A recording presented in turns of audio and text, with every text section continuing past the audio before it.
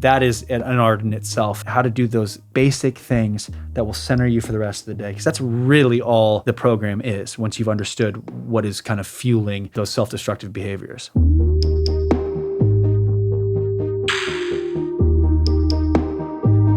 So I heard Stoicism helped you quit drinking. Is that true? Stoicism has been, first off, not to pump your tires, you are my favorite author. Well, thank you. Hands down.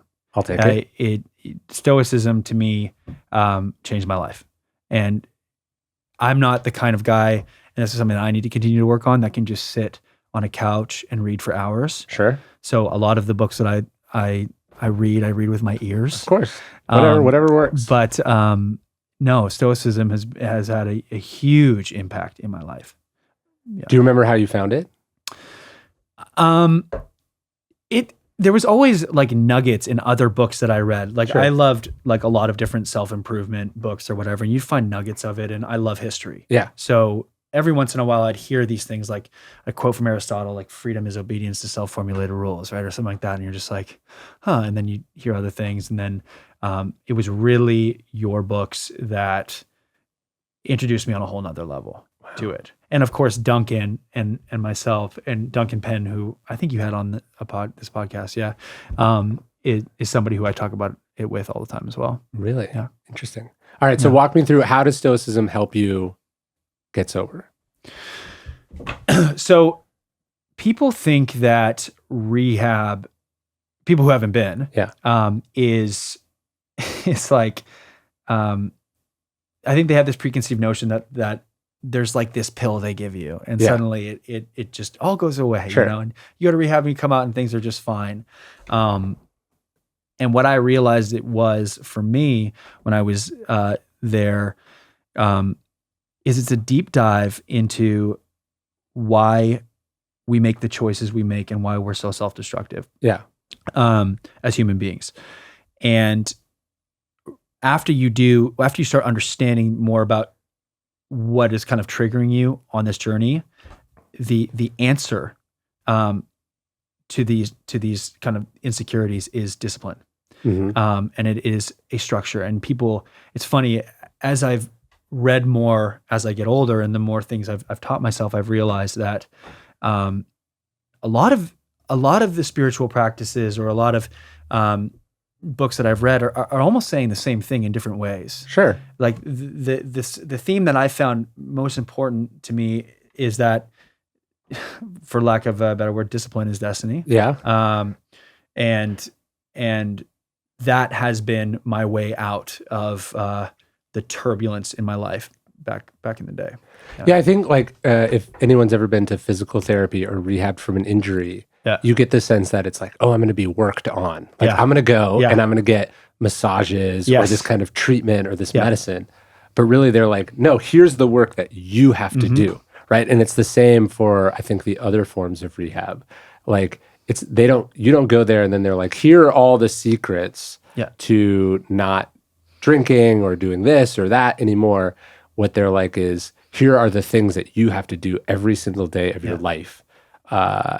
And the second you stop, like as they say it works if you work it, right? Like if you do that work, then you'll stay sober. If you don't do that work, you won't. And it's really, really hard work. It's like the hardest work because it's on yourself and it's against habits or practices or assumptions you've had your whole life. Yeah, 100%. And some people refer to that as the program. Yes. Really, it's just your program. It's whatever you need to do every day to center yourself. Yeah. And to feel grounded. And admittedly, there's days where I'm not as good. Yeah, sure. And there's days that I am. And I think one of the things I'm really trying to fine tune right now is how to do this when things that are out of my control are taking me out of my element. Like I'm not going to be on my farm in Bastrop, or I'm not going to be in my element. I'm going to be traveling and overseas. And I think that is an art in itself, is how to do those basic things that will center you for the rest of the day. Because that's really all the program is, once you've understood what is kind of fueling those self-destructive behaviors. Well, isn't there an acronym for like HALT? HALT. Walk me through Hungry, angry, lonely, tired. And then I add thirsty because I don't know why they don't bring that in too. Sure. I'm like, there's times, and basically all that's saying is, this is something I realized. I think whenever you're sitting there and you're going like, man, like I need a vacation. Yeah. Like I need to be in Mexico right now. Or damn, like I wish my house was bigger. I just wish I was in a bigger house. I find it so funny because I'm like, do you actually want to be in Mexico right now?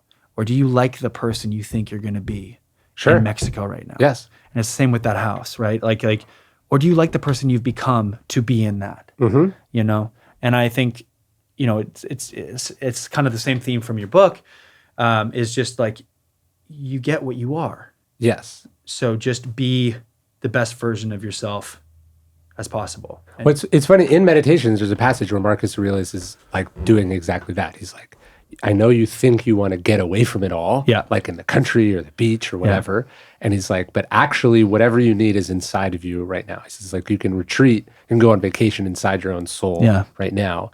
And I think it's true, right? We think, okay, if I can just get away from all these external things, then I won't feel what I'm feeling. Yeah. And obviously, sometimes that's what we do. And then sometimes we do like a substance or a thought pattern or whatever as the other version of escape.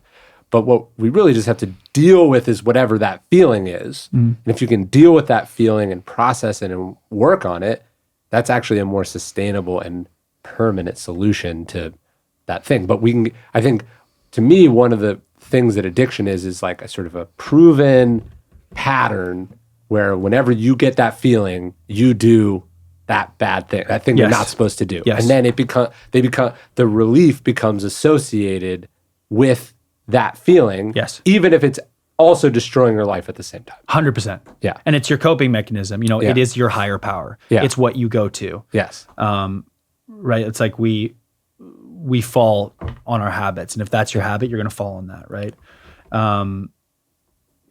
But I'm so grateful for Stoicism in my life. And I think that so many young kids right now, especially people growing up in this world with social media and just being flooded by these self-promoting people. Yeah. And I'm not saying that there's any, like, everybody, has their own life, and I'm not about to judge them, but it's just, if I was a kid growing up and like my idols were some of the things that I see now, it's very scary because I think that it just kind of we don't understand that it's not real. Exactly. That it's a performance. Yes. And in some cases, it's literally not real because there's filters on top of it and there's editing on top of it. And you don't understand that is not actual life. That is fake life. The highlight reel of people's life. Or, for some of these like business gurus, this is their way of getting you to sign up for something, right? Yes, yes. You think Andrew Tate or whatever is successful whatever, but actually his only success is selling you stuff. Exactly.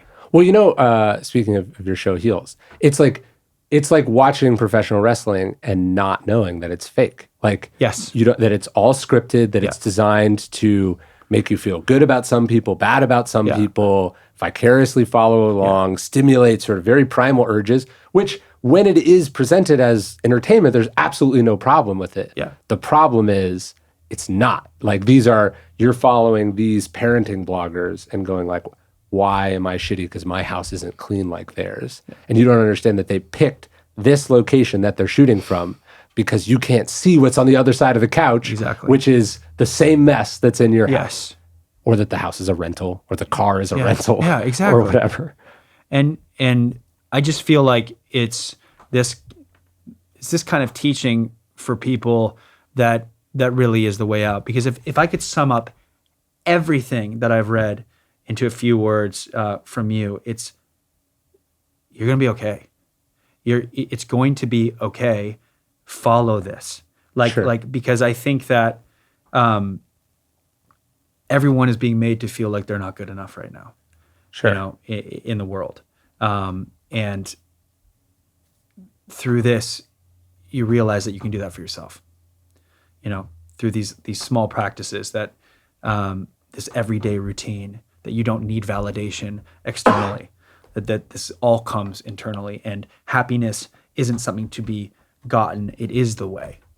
You know what I like about that HALT acronym though is that like I think we think people that are like sober or in great shape or really successful, like we think that they're just sort of gutting it out with sheer superhuman strength all the time. Yeah. Right? Yeah. That like they just always do the right thing, that they are never tempted, that it's never hard for them. And that's not only is that not true, but the real secret is just trying to avoid the scenarios or the environments where you are vulnerable to not being who you want to be. You know what I mean? So it's like, if you're like, hey, I make bad decisions when I'm upset, right? You just try not to make fewer decisions when you're upset. It's not like you just magically don't have a temper, right? Like everyone has a temper, but you try to be the person that goes, hey, these are my processes. These are the systems I have. This is a little bit of self-discipline I have that says, hey, when I'm pissed off, I write the email, but I don't send it, right? Or like my Twitter account is on somebody else's phone. So I don't have the ability to angrily fire something off when I'm in the middle of a contract negotiation or whatever, right? Like you think about how do you set up processes so you don't make bad decisions when you're hungry, angry, lonely, tired. You know, I think I read this study once that was saying like most fights between couples happen when one or more of them is hungry.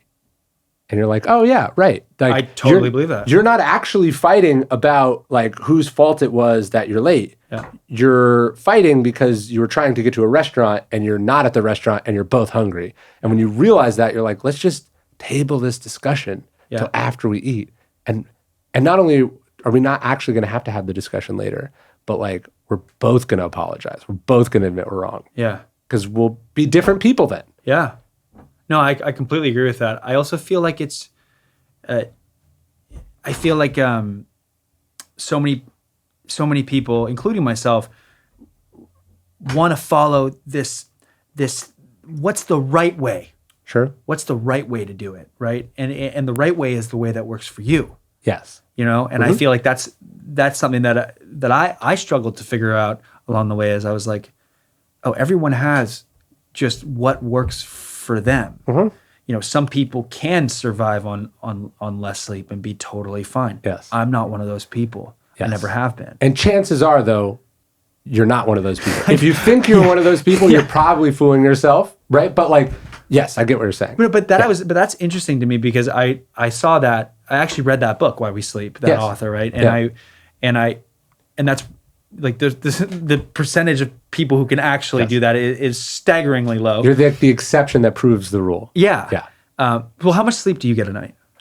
I need like at least 8. I can function on 7, and if it's less than 7, I'm like trash. And are you edgy? Yes. Like you moody? Yes. Okay. See, so me too. Yeah. I need to sleep, and like I need it. Yeah. Obviously, when you have kids or you're working, like there's you know, I was just did this talk and I had to like get up at 4 a.m. to catch a flight. There's definitely like, I can do it. Yeah, of course. I think what you realize is you're like, what are the conditions that more often than not, I do my best? Yes. Right? Like, the other day we took our kids to this like water park. And so we spent the night and then we drove back and I came here to the office. We got back at like 2 PM. And there was something I had to write. And so I get in the office. Normally my routine is I get up early, I go on this walk, I write in the morning, then I'm done. But for whatever reason, this day it was flipped. Like I got in the office at 2, and as I sat down to record, to write, it was just garbage. Like I wasn't feeling it, and it's actually. I'm actually really glad it happened because I was like, oh yeah, this is why I have my routine. Because who I am at 2 PM is a fundamentally different person than who I am at 7 AM as a writer. I can do a phone call at 8 AM. And be just as good on the phone at 2 PM or whatever, right? I can run at those times. But as far as who I need to be to do my main thing, which is writing, that's the time I have to do it at. And understanding that and then building around that is really important. So it's like, if I'm trying to write at 2 and it's not happening, I don't like beat myself up and go like, why am I not good? You know, maybe I'm an imposter. You know, I don't think that. I just understand that I am not setting myself up for success in that environment.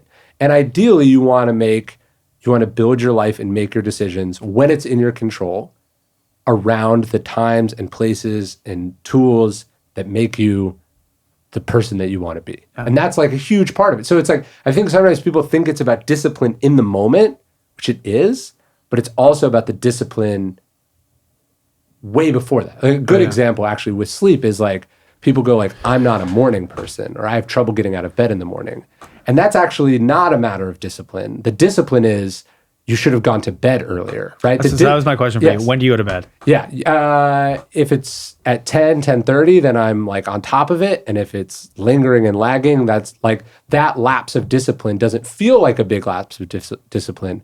But the next day or the day after, that's the lagging indicator of whether I made that right decision. And I think this is true for lots of things. It's like someone's sobriety is not just simply like in this moment, do you drink or not drink? Do you accept, the pass or not the pass? But it's, did you decide to go to a meeting 6 days ago or 5 days ago or 4 days ago or 3 days ago, right? Like when you start blowing off the little things, the lagging, when you start blowing off the little things leading up to it, that you're setting yourself up for an inevitable failure or lapse of discipline when it really counts.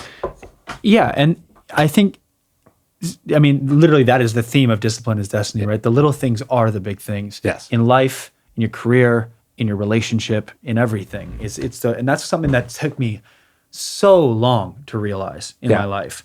And when it comes to drinking, it's like if you're not on top of your sobriety, your addict is doing push-ups in the parking lot, right? It's getting ready for you. Yes. For that moment where it jumps you, and I think I always have to be careful with myself about when I am feeling good, when I do feel like I have it under control, sure, right? Because it's always going to be there. I'm always going to be an addict. It's just where I used to put my time and energy into things that were self-destructive, I now put them into things that are creative, and going to help me move my life and my family's life forward. And that can be a huge asset too. Yeah. So what once was kind of destroying my life is now changed my life for the better in ways I could never have imagined. 5 years ago, I was in rehab in Arizona. I had no idea what my life was going to hold, and it's actually insane when they talk about the promises in AA about all these things that will happen if you just love yourself, if you just follow this program, if you just do the hard work. And even me, it's just like, oh, I hope so. I guess everything else isn't working, so I guess I'll try this. It's insane. I look back and I just go, how was that 5 years? Yeah. Like the things that have changed in my life, it's just magical. There's a great quote, all growth is a leap in the dark, right? And so like all change, all process, right, involves a certain amount of trust. Like someone says, hey, you want to be a writer, do these things, right? Someone says, hey, you want to be sober, do these things. Hey, you want to have a good marriage, do these things. And you can be like, yeah, sure, right? Or you can be like, okay, I will actually do those things, right? And when you do those things, when you trust that process, it usually works out. More often than not, it works out. No one can tell you how quickly it will work out or how easy it will be. No. But like the process is the sort of tried and true process for a reason. Yeah. And it requires the person to have both the courage and the discipline to sort of go, okay, I trust you, I trust this, and also I'm going to listen to this, I'm going to stick with this. And if you can do that, then magical things are on the other side of it. But the problem is we have doubts, or we go, oh, I'll do it 20% of the way, or I'll do it sometimes, and then we don't get the thing, and then we go, see, it didn't work. Exactly. Yeah. Because we forgot the final step, and it was the hardest step for me, and it's actually one that I apply to my work all the time, which is surrender and letting go and allowing those things to come to you. I always tell people, and they're like, I want to be an actor and I want to do this. It was like the only reason I am where I am in my career, or that I have one, is because I always made a promise to my young self. I said, if I'm 80 years old or jobless, at least I will have made my 12-year-old self proud. Sure. Because this is what I knew. I just had this knowing I had to do. I can't promise you that it will happen when you want it to or how you want it to. But if you love it, with everything that you are, and you do it over and over and over again, it will happen for you. I believe that. Yeah. If you study, if you train, if you love it. And the irony in it is that the love and the joy is in the process of doing it. Yes. That's the most important thing, is once you actually fall in love with what you're doing, the outcomes just happen. That's the paradoxical, almost insane thing that you have to get people to accept, which is that you will actually have better results when you stop thinking about results or even wanting the results. I know that's the most fucked up shit about it. Excuse my language, but it's like it is so. That is the most fucked up part about it. Is the second, and it's true with it's true with how I met my wife. Yeah. When I met her and I was finally like, you know what, like, I'm good. Yeah. Like I'm good. I'm good on my own. I don't need this. Sure. Every job I've gone into that and said that, like, look, I'm grateful for the opportunity. I don't need it. Yeah. I'm going to go give my performance. I'm not here to get a job. Whatever happens, happens. Those are the ones that end up happening. And the ones that I was like, oh, I got this. This is mine. I have to get this. I have to get, never. Yeah. And I just think that's so fun. It's kind of like golf. Like the harder you are trying to hit the ball in a very specific place and show people how good you are at doing it. Yeah. That's when you shank it. Yeah. Right. That's when you clip the top of it or embarrass yourself. Do you know what I mean? Like and it is weird. Like it almost sounds like a lie that successful people are making up to deceive people who are behind them on the path. But it's true. Like my books have sold better and I've had more success. That is directly correlated with how little I have thought about those things or cared about those things or aimed for those things. Like I think almost entirely about, what do I want to say? What am I trying to do? What is this project? Like, am I happy? Did I win or succeed when I turned it in? Yeah. Right? And then everything else is extra. Once I got to that place, all of a sudden, all the things that I really wanted before, that I was aiming for very specifically, but was not getting, they just started happening. So here's a question for you. Once that started happening, right? All the things that you wanted before. Sure. And you start getting those things. Yeah. Do you find yourself having to retrain yourself to not hoard those things that you get? Because I also feel like you didn't want those things. Sure. Right? Or you did want them, then you didn't want them. Then they came. Yeah. And now you get to enjoy them. Sure. I think the trap is trying to build, you know what I mean? Trying to keep them. Yeah, totally. It's like, okay, like as an author, you want to hit number one on a bestseller list, or you want to sell lots of copies. So the more you think about that, the less energy you're actually focused on, like making something good, making something true, right? So as soon as you stop thinking about that, you actually have more energy, more effort, more purity in the thing. And then let's say that actually gets you the thing. You hit number one, it's selling like crazy. What can happen is now you're like, that's normal, that's what I deserve, that's who I am.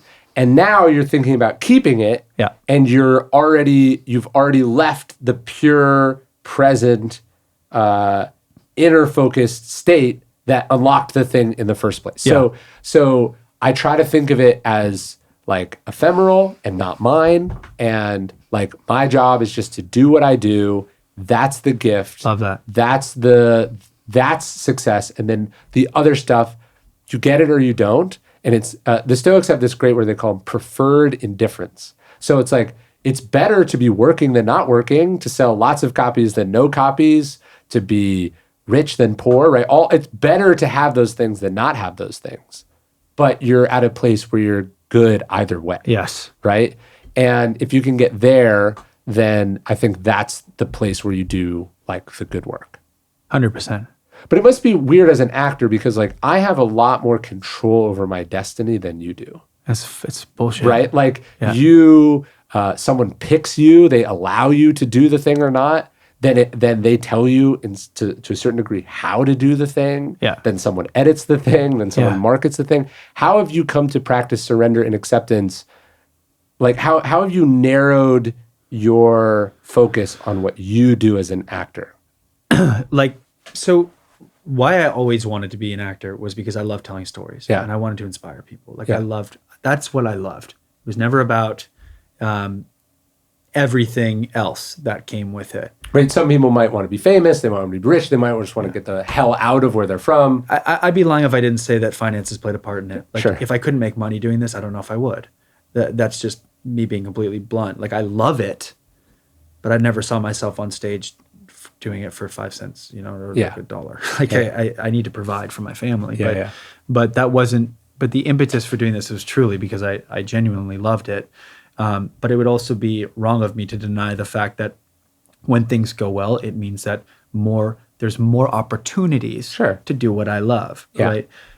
Being in Austin is so amazing for me because, I do have a great group of friends in Los Angeles, and I think it's a great, there's a lot of great stuff to it. Yeah.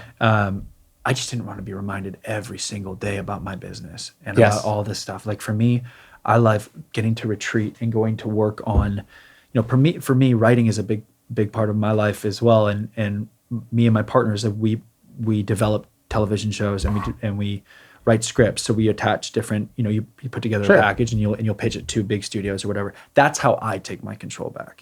Is okay, as opposed to waiting for, my version of. One thing I realized, like, you can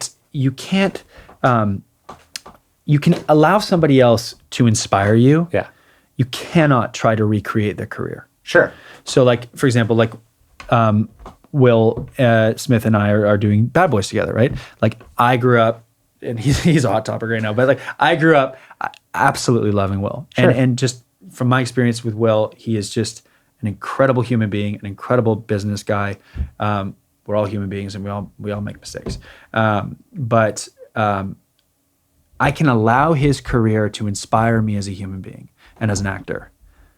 But I can't go, where's my version of this movie? Yeah. Sure. Because that's not how, what makes him special, and his right was that he was where he was at the time that he was. Sure. You can't recreate something that's already happened. Exactly. Yeah. So for me, knowing that, it's like, okay, well, what are the stories that I actually want to tell? And I'm going to create those opportunities for myself. I do get what you're saying, though. It's picking where one lives. Again, the Stoics should say you should be able to be above jealousy and comparison and FOMO and all these things wherever you live. Of course, great. Like, somebody should be able to be sober in the middle of a nightclub or a bar. Mm-hmm. But also, the nightclub and the bar is literally designed to prompt you to want to drink, right? Yeah. And people around you are offering a drink. So it's not a great place for a person who wants to be sober. I have found that choosing where one lives and how one designs one's day is really powerful in terms of helping you be the person that you know you want to be. Yes. And living around people that you're not competing with and actually don't really care about what you do at all. Yeah. I find helps me be more pure and independent in what I do, because there's not this sort of warping influence of like, how did they get that? Or should I be doing that? Or why are they doing more than me? It's like, I'm here doing my own thing. Yeah. And because it's out of sight, it's out of mind, and it helps me be better.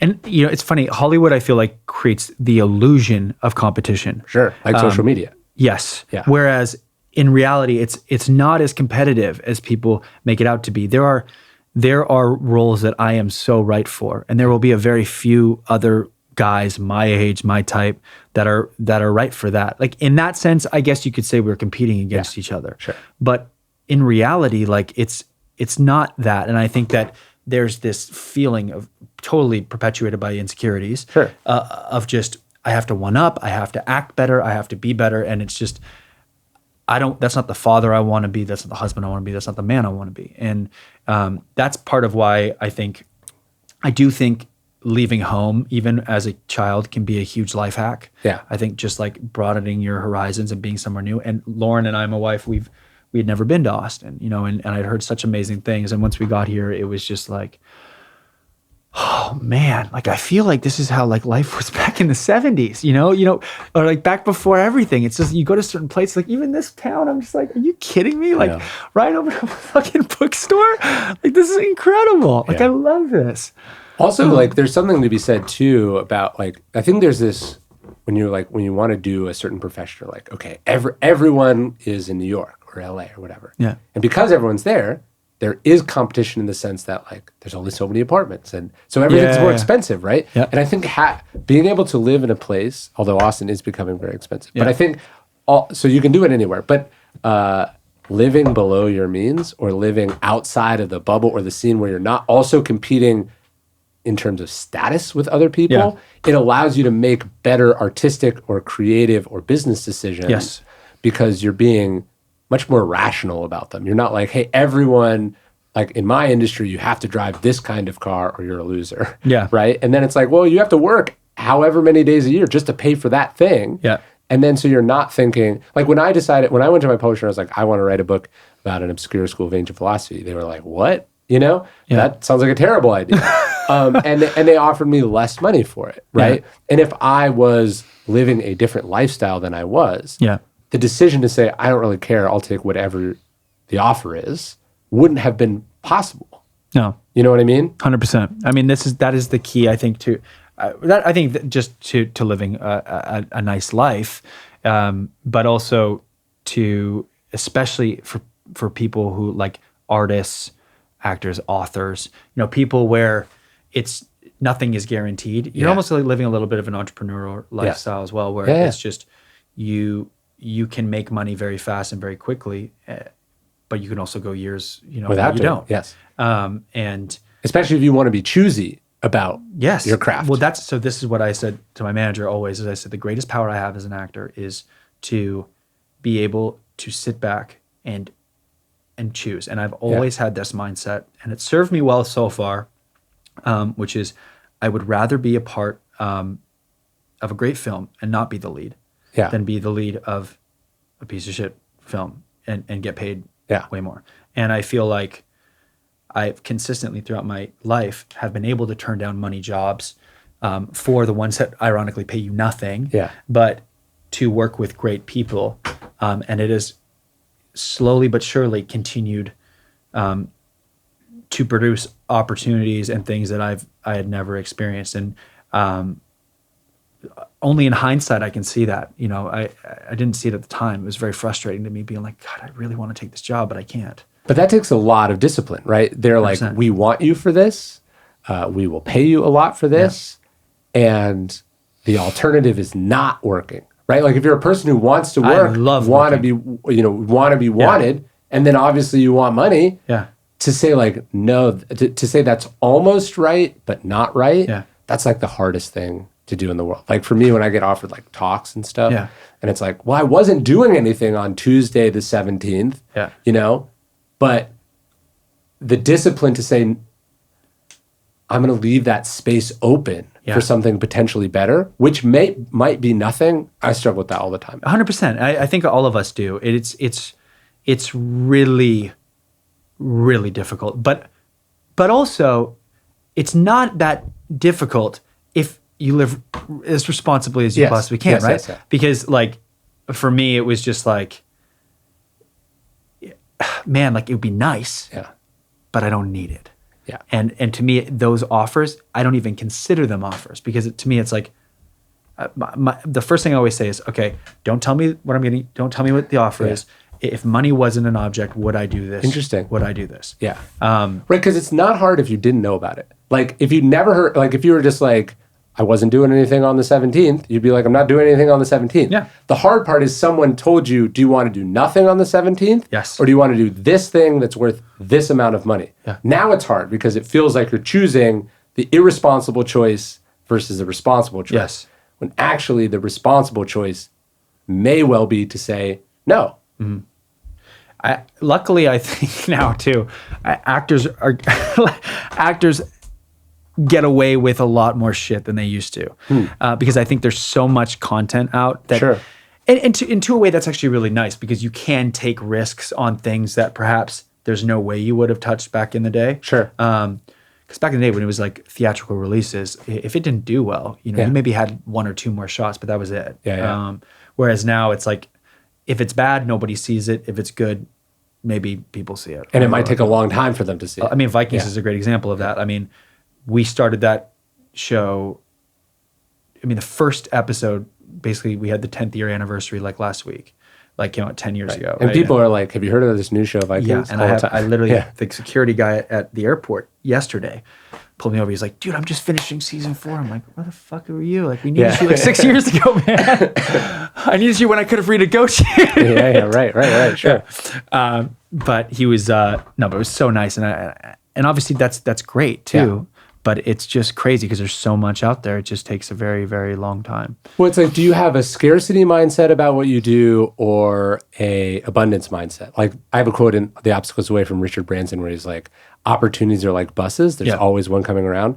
That is so hard. That feels almost egotistical and delusional to accept. It's 100%. Like, because I think a lot of people get into acting or writing or any of the creative professions or anything because they want to be wanted, they want to feel good, they want to be validated. And so it like to go, no, actually, like lots of people, like you're going to have more offers than you know what to do with, right? That feels preposterously egotistical to believe. So when you're like, I'm going to pass on this sure thing right now because I'm actually confident there's going to be better stuff in the future, that feels irresponsible. It does. But it's probably truer than the alternative, especially as you said, like that we do actually live in a world where there's a lot more content, a lot more opportunities, a lot lower or bigger margin for error than there was in the past, where it's like, yeah, if you don't take this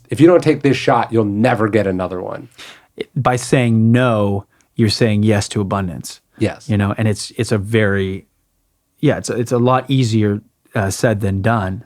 But it does feel good sometimes. To say no? Yes. Well, it's very empowering. You're very. Like, I actually don't need this. Yes.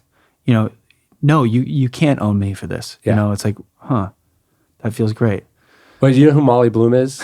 Till I'm on the corner of a street, like dancing for change. Do you know for the job? Do you know Molly Bloom, like Molly's Game, the Aaron Sorkin movie? Yeah. She was telling me, so like the premise of that movie is basically. Did you have her on this podcast? She was just here like 3-4 days ago. I would have loved to come for that. She was saying like the premise of the movie and in real life is basically like the government was like, if you turn on all these people, we'll give you the $5 million of your ill-gotten gains back, right? And she was like, no, I'm not going to do it.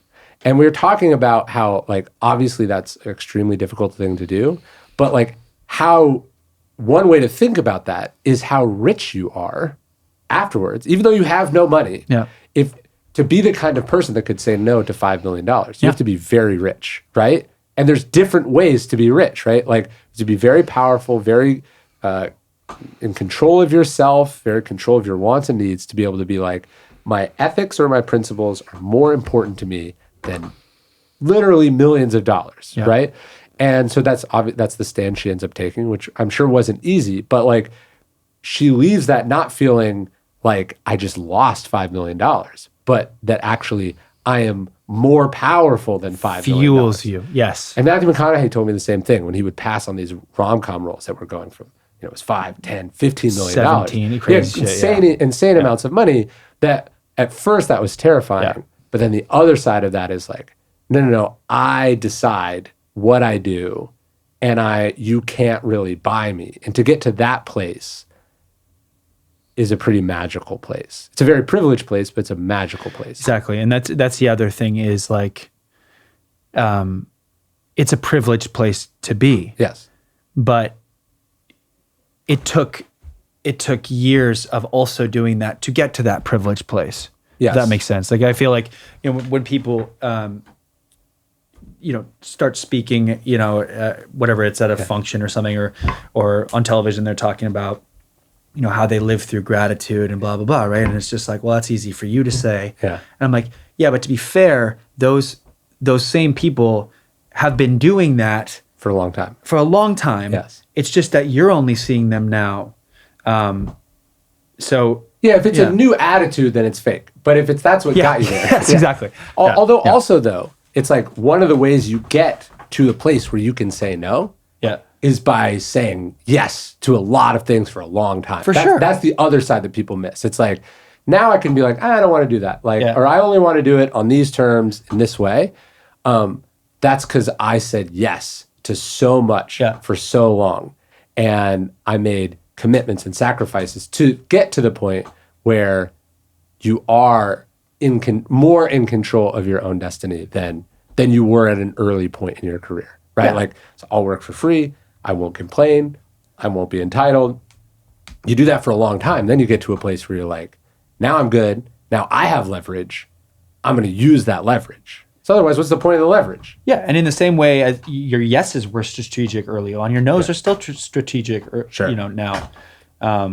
So, yeah, I mean, that's kind of how I operate as well now. Is it's just, and I love working. Like it's my favorite thing in the world to do. That's why it's hard. But that makes it hard to say no because you like the alternative of not working feels bad. Yeah, and I feel incredibly guilty because I know how privileged I am to even be offered anything. Because I remember what it was like when I was offered nothing. Yes. And I just wished. Yeah. I'm like, God, how can this guy, they say, how do you get any actor complain, give him a job, right? Yeah, I'm like, how is this guy even complaining about this job? Like, I'd die for this job. Yeah, yeah. But yeah. So speaking of Stoicism, it's a little on the nose, but you played a character with a Stoic name. It's so funny, and I learned that from your book. How? Do you think that she got it? Well, she used a bunch of famous sort of Greek and Roman names for all the characters.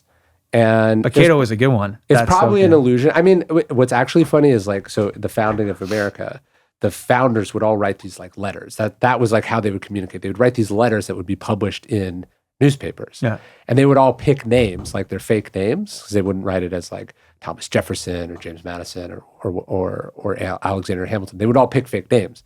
And they would pick like Cato or Epictetus or Marcus, or they would pick, that was just the name. So she was probably also doing that a little bit. It was just like sort of a fake name thing. But yeah, I wondered if you picked up on that. I did. Yeah. I did. Because when I started learning about it, I was like, that's really interesting. Yeah. And then somebody told me that Ludwig means, my last name means famous warrior. Oh. In German. I was like, well, I have played a lot of famous warriors. Interesting. That's interesting. Yeah. That's kind of funny. Cato's one of the more interesting Stoics because he doesn't really write anything. Like there's no. How do we know anything about him? You can't go get like his essays on philosophy. Yeah. But he, to the other Stoics, was the number one Stoic, and it's because of who he was. Like it was how he lived. Like he lived the Stoic principles. His peer is Cicero, and Cicero writes all the great essays on Stoicism. He's how we know about a lot of the ancient Stoics. But he actually like. When the rubber met the road, sort of tended to struggle. And when things got hard, Cato was like even beyond what the philosophy you would expect the philosophy to be able to bring out of a person. But that's pretty because like anything like these, even philosophy has to be tried and tested, right? Yeah. To an extent, like sure. Does this work, right? Yes. I would imagine at the beginning, but for a human being to have that kind of faith in something. Yeah. Yeah. I mean, so Cato is famous ultimately for his suicide. Do you know this story? No. So Cato, I mean, if it's in your books, I've heard the story. Cato and the big clash in the ancient world. I think we even have it's in the wall somewhere. I can't see it. This is a great book that I just read about Cato and Cicero. But basically, it's the clash in the ancient world. Like Caesar is like the ambitious, talented, like plays to the crowd, but doesn't really have a conscience, just is out for himself. Yeah. And Cato is this sort of like principled, sort of old school, like basically one wants to be emperor, one wants to preserve the republic. And there's this clash. And they end up fighting, and there's a lot. But in the end, basically, Caesar wins. And Cato is faced with the choice of basically submitting to Caesar, and Caesar would have forgiven him or like probably blessed him, but he would have demanded a certain subservience from him. And Cato refuses. So he has this big dinner party, and they talk about philosophy. It goes on for hours and hours. And then, he says goodbye to everyone. He puts them on ships and says, like, you got to get out of here before Caesar gets you. And then he goes to bed. He wakes up in the middle of the night. He reads this book about Socrates. And then he grabs his sword and he disembowels himself, like up the middle. And when he falls, like, he collapses to the ground, people rush in and they stop him. They stop him from totally doing it. And they stitch him back up. And he wakes up in the middle of this. This could be in Vikings, basically. He wakes up in the middle, sees that they're trying to save him, but refuses to, basically exist in a world that is so the opposite of how he wants it to be. And he rips it open with his hands, and that's how he goes out. Come on. That's how he goes out. And so that was Cato's defiance of Caesar is this sort of monument for all time, ultimately, of like the mission of the Republic. So Caesar wins and Cato dies, but that sort of example stands for thousands of years, and this is ultimately what like the sort of the founders draw on as they're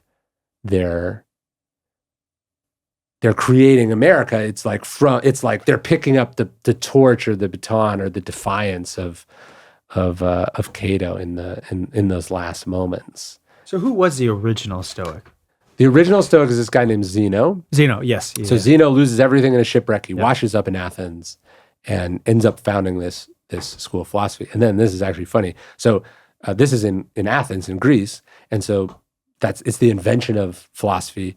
It eventually makes its way to Rome, like several generations later. And Cato the Elder, which is Cato the Younger, who's probably who your character is named after, that's Cato's great-great-grandfather. He's there when the philosophers are like doing their talks. And he was like even more old school than Cato. And he watched one of the philosophers argue one thing one day, and then the next day argue the opposite of that thing, like, like sort of a philosophical trick. And he's so appalled by this that he orders that they be exiled from Rome and philosophy be banned. Come on. Having no idea that his great-great-grandson would later become one of the great philosophers of all time. Wow. It's pretty nuts. How many books do you think you've read on Stoicism? A lot. I actually tend to read less on Stoicism these days, and I just try to read about interesting people I like, people I dislike, times I like, times I dislike, and I try to look for the ideas of the philosophy in stories that I admire or am appalled by. Yeah. I mean, I saw that so much in Discipline is Destiny. Yeah. I mean, I loved all those choices that you had. And it's one of those books that you could read over and over again. That's what I love about your books. I feel like you can read them over and over again. In fact, I would argue you should read them over and over again because there's all these different stories. Every time I read it, I'm reading a different book. Well, the Stoics talk about that too, actually. Seneca says we have to linger on the works of the master thinkers. Like we have to go over them over and over again. But there's this poet, Heraclitus, who the Stoics like, and he would say, the reason we reread things is that, he says, we never step in the same river twice. The river is different, but also the man is different. Wow. Right? And so the words are exactly the same. When I pick up Marcus Aurelius in 2006, right, in my college apartment, and when I'm 3 years ago, in March 2020, I pick up Marcus Aurelius as the world is sort of melting down. And it strikes me, oh, wait, Marcus Aurelius was writing during a plague. When he talks about plagues and what they do to people and how it can destroy your character, he wasn't like being metaphorical. He was talking about what we were about to go through, right? And you realize, oh, I would have had no ability to understand the material on this level if the events of the world weren't forcing that top of mind, right? Wow. It's like what you read when you read the Stoics as a single person, and then you read the Stoics when you have kids. Yeah. You go, oh, this is a person who who buried multiple children before they reached adulthood. And you go, oh, like he's grieving when he writes this passage, and he's coming at it from a person who's been, had their heart broken, but is trying not to be a broken person, right? And you go, oh, you just never, it would have been impossible for you to comprehend what was happening and the levels and the levels and the levels below in the text until you had some frame of reference in your own experience. And so it is really important that you go back and you watch a movie that hit you when you were 15 years old. You watch it again when you're older because you realize all these things were happening that you didn't know. There was references to films that you hadn't seen. Yeah. And there's quotes from people that you never heard of. And the same goes for books. And I think one of the things I like to do is go back and reread books because I notice, why did I highlight that passage? Like why did I care about that then? Now I care about it even more. Now it doesn't matter to me at all. Like you get different things out of the stuff when you come back to it. Tony Hopkins was telling me that he only reads books now. He doesn't even watch any. Anthony Hopkins? Yeah. He's a big fan of the Stoics, actually. Yeah, I wish I had known about it when we worked together, because we worked together probably 6 years now, but he was such a great, talk about another guy who like lives by recovery. But yes, and is a very, from the people that I've known and the conversations I've had with him, is a very sort of quiet but prolific like ally and supporter of people who are where he was at earlier times in his journey. He's a very much embodiment of that idea of being of service. Yes. Being of service, and that's, you can do it. You can be, I think the problem with me is everything I always want to do 100,000%, right? It's like everything I want to be all in. If I'm going to serve, I'm going to serve every single person in the world. And it's like, it's ludicrous, right? But it's you gotta put your mask on first. Right. Yeah. And I've realized like, no, you can serve by just being kind to somebody on the street. It's like you have no idea how that's going to affect somebody or their family when they get home. But Tony, you can also serve just by having your shit together. Being a good example. Yes, be 100%. Yeah. Well, that's funny because in recovery, that's what they talk about, right? It's like all I can do is be an example for people that are there. Yeah. But I can't tell them that they need to do anything. Yeah. That's up to them. But I can be an example. But Tony he's the living and breathing embodiment of that. And even while we were shooting, it was a small independent film. That I did with him and Ray Liotta back in the day in Canada. And he was like, he'd finish working and he'd go to an AA meeting and he would be sponsoring people there. And it was just like, it was surreal. He's an incredible human being. Well, talking about being okay, there's some clip, I think it's maybe on Jimmy Kimmel or something, and he talks about how he pulls up like a photo of himself when he's like a little kid sometimes. And he just goes, see, we did okay, man. Oh, I love that. And it's a nice way of redefining, like, because you can be so unhappy in the present moment. Yeah. You can be hard on yourself. You can wonder why you didn't do more, why you did X, Y, or Z, the things you didn't fulfill. But like, as you said, compared to the 12-year-old version of yourself, you're fucking crushing it. It's ridiculous. You did so, like, I wanted to write one book. That was like, to me, like, you know what I mean? It's like, if I could do this one time, wouldn't that be incredible? Like, how lucky would that be? And then you do it and you don't feel that way. You tell yourself, well, what if I do it 20 more times? And so if you can go back and remember what your definition of enough was, or success, or like a profound, gift would be, you can realize like how far you already are past that. Yeah. And if I could go back to my younger self, like especially in my teenage years, and I feel like I always thought that I would mistake like gratitude for complacency. Yes. Right. Yes. And I'm like, they're so different. I'm like, you can stop beating yourself up and still be an ambitious person. You may actually do better work because you're not wasting time on the parts that don't matter. You're only focused on what you control. Exactly. Yeah. And I wish so badly I could have been like, just let it go. Just allow this to happen. You're doing great. Like it's all going to be good. Just focus on what you can control and let the rest go. And I feel like more people in this world need to hear that, especially that's why I love your work so much. And I feel like it's so timeless, but you've done, Russell Brand released I don't know if have you ever met Russell Brand before? I actually, I haven't either, but the people who I talked to said that he's a great dude, but he released like an AA book. Yeah. He has like a recovery book, right? Yeah. And I read it and it was excellent. It was humorous and it was great. And it was like for somebody who, the funniest thing, if people are like, well, like, how do I know if I'm an alcoholic? It's like, well, look, if you're asking that question, it's probably regular people are not asking themselves. Yeah, exactly. Yes. It's like, that's the thing. Yeah. But it seems like, no, alcoholics are just this. And it's not me. There's no way. You read Russell Brand's recovery book. It's a great way for somebody who's like just trying to understand it without like getting caught up on the God thing and all of that stuff. But I feel like that's what you've done with Stoicism. You've made like, I don't believe that I could have read, just from me, could have read some of the books you have read and digested it the way you have, but I can read your books and it speaks to me tenfold. I feel like I understand it because you simplify it, you make it relatable, and I recommend your books to absolutely everybody.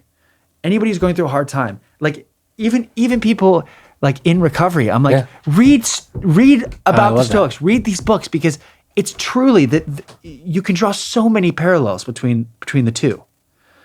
There's a very weird moment, I think it's in Silence of the Lambs, where Hannibal Lecter quotes this. He's like, as Marcus Aurelius said, and you skip over it the first time. Yeah, there's a very weird like Anthony Hopkins, Marcus Aurelius connection, where as like the worst villain in the history of film, he's quoting this stuff.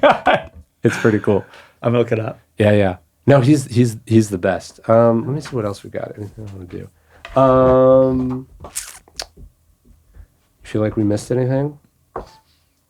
I mean, totally up to you. I'm trying to think. Yeah. So okay. So talk to me about. So there's saying no. That's obviously a big part of it. But how do you deal with rejection? Oh man, because that's got to be the worst part of your profession. It's not just that you don't necessarily control all parts of it, but that other people get to tell you you can't do the thing that you wanted to do. Yeah. Bullshit. No, I don't want to, just out of respect for the person, but I just worked with this incredibly talented, one of my favorite A-list actors, and we were just hanging out in our trailer together, and I was talking to him about exactly that. And, I was just like, man, I'm very jealous of you, because I feel like you hit it. Because like the 90s, like when I grew up, like to me, some of those are the best films ever. And it's what everyone thinks that about their generation of film. But that's true. Yes. But I mean, to be fair, my favorite film is like Butch Cassidy and the Sundance Kid. But in terms of like the 90s, I felt like in so many ways that was like the peak. It's indie films. And, it was like there was a lot of great stuff coming out. Mid-budget, like awesome, cool movies. Maybe not the best film ever was in the 90s, but I would say that there was a lot of good films that inspired me to want to become an actor. Things you can't make now. Exactly. Yes. And that's what I said. I was like, I am so jealous of you, because, all the things that inspired me to want to become an actor. And now I'm like, well, where are they? Like, what? I'm here now, and I'm ready. Like, I'm ready to do it. And like, I'm actually in a place in my career where I could do it. And then we were talking about rejection, and he said to me, I still fight for roles. Sure. Everyone does. And I was like, what are you talking about? Yeah. Like, Alexander, I still fight for roles. And I was like, don't tell me that. Like, don't tell me that right now. You're telling me this never ends. Yeah. Because of course, like I've seen it in myself that, before I was just this kid and there was thousands of people going out for a role, then there were hundreds, then there was 5, and then those 5 kind of went away and a new 5 came, and I always managed to just be there, but it never goes to zero. Never goes to zero. Because they're all like, what if you can't do it? They're obviously thinking about other potential. They have to think about more than one person. And somewhere out there, there's one super talented A-list actor losing a job to another one, and then. And it's never going, it's not like you reach this destination and suddenly I'm there, I get to do whatever I want, whenever I want, and everyone only offers what I want to me. Yeah. It's just, that's never going to happen. And of course it's not. Yeah. So for me, it's that knowing that is actually really encouraging, because when it comes to rejection, Bryan Cranston said this in his book, and I think you can apply this to pretty much anything in life, but when it comes to acting, I'm there to give a performance, not to get a job.